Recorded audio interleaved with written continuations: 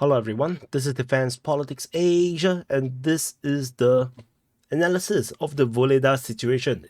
So I haven't done one of these strategic analysis videos for a long time, and yeah, so also known as the arrow videos, because at the end of this video, this map will be full of arrows. So we want to look at the situation over at the Vuhledar in the Donetsk front, and the situation around here is getting very crazy for the Ukrainians. The fortress city of Vuhledar is now under threat.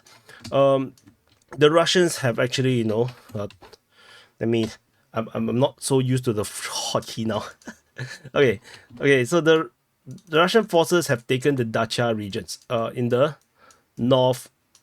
northwest of Mikhailsk. So this situation over here is very precarious now, because the Russians is now trying to drive the Ukrainians out of Vuhledar by heavily bombarding them with all sort of things that they can find. There is like TOS-1A, artillery strikings, maybe airstrikes.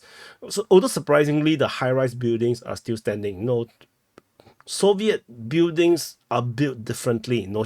I just have to say. So based on the latest reports, that we also have the Russian forces are attacking from the Perlivka region, and before that we have the Ukrainians reporting that the Russians also have made some massive progress on the northwest of Perlivka, as they are now going to do some kind of a pincer, in the sense. The Ukrainians do not have a lot of place to go right now, so they have a retreat route. These are the two retreat routes that is going up, and they are now on the verge of getting attacked and cut off by the Russian forces. Oops. So they are on the verge of getting cut off by the Russian forces in an attack from this area, and then a potential pincer coming from the north. So this is the current situation that we are facing over in the Vuhledar situation. And however, this area here, of course, is simple enough, but we have to look at the wider situation that is facing the Ukrainian forces over here. The Russian forces are also actively pushing from the Vodyane region. They have done a lot in this area, and they are now pushing through the South Donbass coal mine tree. They are now heading towards Bohov-Yevlenka, which the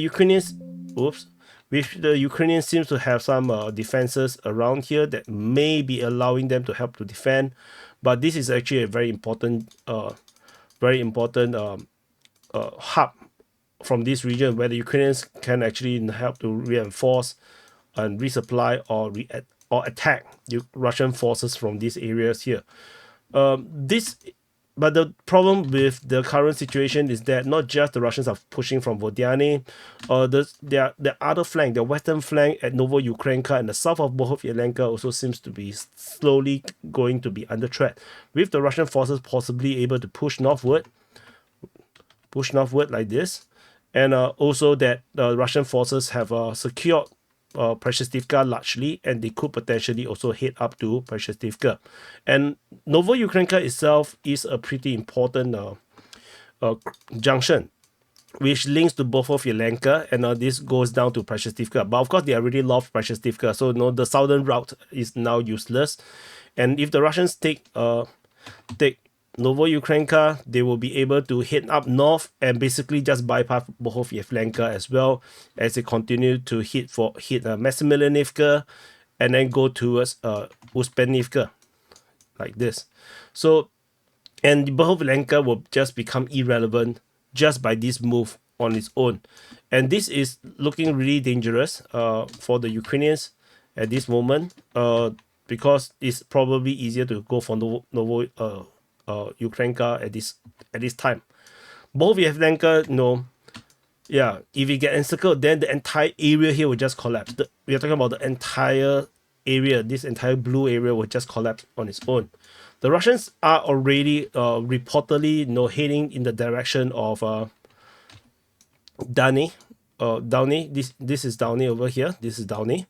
And they are attacking in that direction, but of course they're still pretty far away.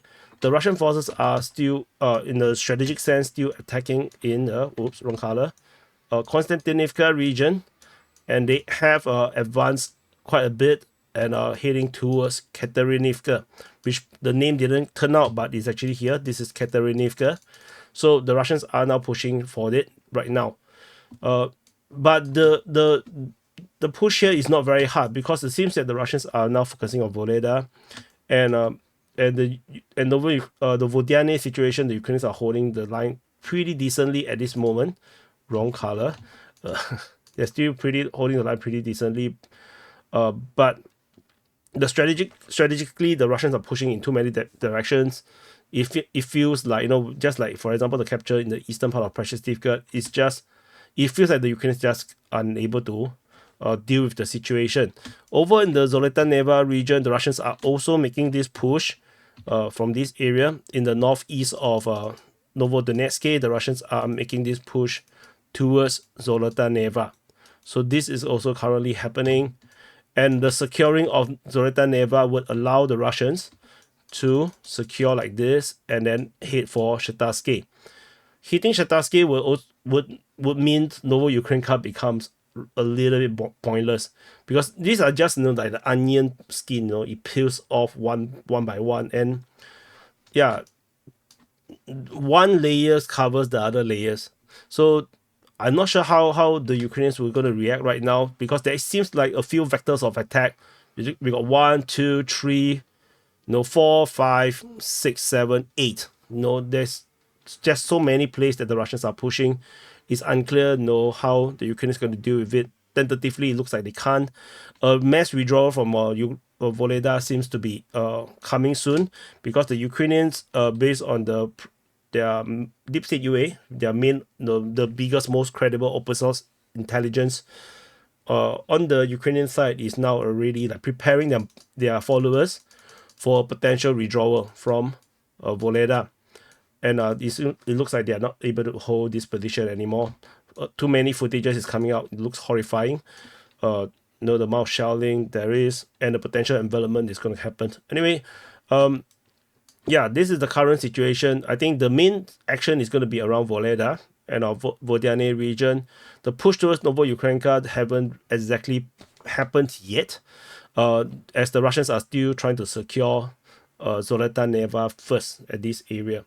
I think we will see how this will progress in the near future. It's very, very interesting situation right now over in this sector.